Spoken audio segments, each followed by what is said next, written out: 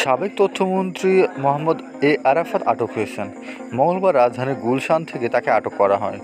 দ্বাদশ জাতীয় সংসদ নির্বাচনে ঢাকা ১৭ আসন থেকে জয়ী হয় আওয়ামী লীগ প্রার্থী মোহাম্মদ আরাফাত। পরে তিনি শেখ হাসিনার নতুন মন্ত্রিসভায় প্রতিমন্ত্রী হিসেবে শপথ নেন।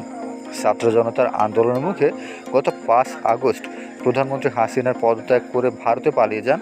এরপরই ৮ আগস্ট নোবেলজয়ী ডক্টর মোহাম্মদ ইউনূসের নেতৃত্বে অন্তর্বর্তীকালীন সরকার গঠিত হয়।